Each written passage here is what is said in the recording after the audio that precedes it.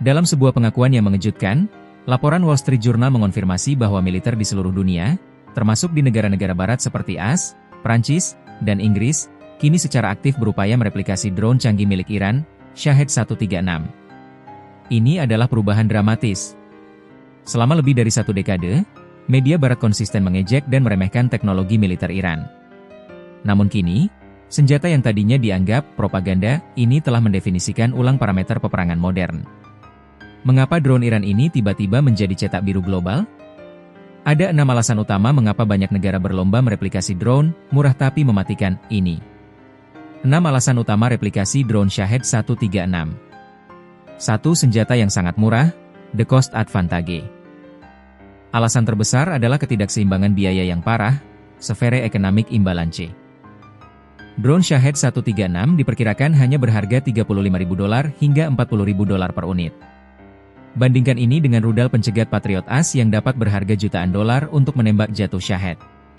Militer barat, yang pernah mendominasi pasar senjata mahal, kini terpaksa beralih ke replika berbiaya rendah dan jarak jauh, seperti Lucas dari Spectreworks dan Arrowwood dari Griffon Aerospace, untuk menandingi model Iran. 2. Dipuji langsung oleh Donald Trump. Validasi paling signifikan datang dari puncak politik AS. Dalam kunjungan ke Qatar, Presiden Donald Trump secara terbuka memuji drone Iran atas efisiensi, keterjangkauan, dan efektivitasnya yang dahsyat. Trump bahkan menantang produsen senjata Amerika untuk memproduksi drone yang sebanding, tetapi ditolak dengan harga yang mengejutkan, yaitu $41 juta untuk model yang mirip. Trump secara eksplisit mendesak Amerika untuk belajar dari metode produksi Iran yang hemat biaya. 3. Mengubah kalkulasi taktis perang asimetris. Shahed 136 dirancang sebagai amunisi loitering jarak jauh berbiaya rendah, bagian dari strategi Iran untuk menggunakan senjata asimetris yang murah. Desain sederhana, menggunakan rangka sayap delta dengan baling-baling pendorong bertenaga mesin Jerman hasil rekayasa balik. Strategi saturasi. Kecerdasan sejati drone ini terletak pada filosofi desainnya untuk produksi massal dan serangan saturasi, dikerahkan puluhan atau ratusan sekaligus, untuk melumpuhkan sistem pertahanan udara yang canggih dan mahal. 4. Jangkauan jauh dan sulit dideteksi. Meskipun murah, kemampuan operasional Shahed sangat tangguh.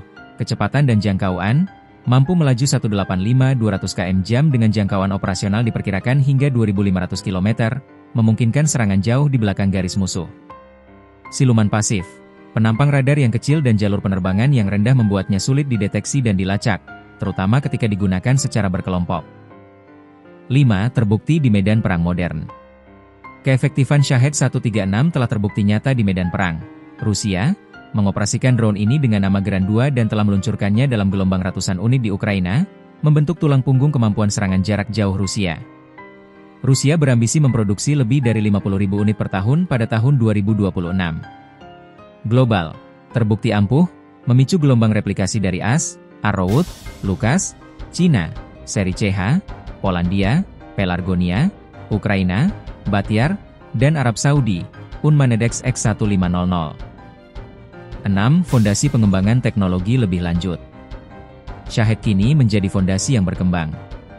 Rusia telah mengembangkan Grand 3, berdasarkan Shahed 238 Iran, yang menggunakan mesin turbojet untuk kecepatan lebih tinggi, mengaburkan batas antara drone berbiaya rendah dan rudal jelajah. Teknologi ini memungkinkan lebih banyak aktor memiliki kemampuan serangan jarak jauh yang kredibel yang menantang dominasi kekuatan udara tradisional. Perjalanan Shahed dari bahan ejekan menjadi standar global merupakan pengakuan diam-diam atas kecerdikan kedirgantaraan Teheran. Teknologi drone Iran, yang lahir dari strategi kemandirian di bawah sanksi, tidak hanya membuktikan ketangguhannya dalam pertempuran tetapi kini menjadi tolok ukur untuk mengukur sistem nirawak masa depan. Menurut Anda, apakah fokus militer barat pada replikasi Shahed merupakan pengakuan kegagalan dalam inovasi, ataukah itu adalah langkah pragmatis yang harus dilakukan demi adaptasi militer modern? Tuliskan pandangan Anda di kolom komentar.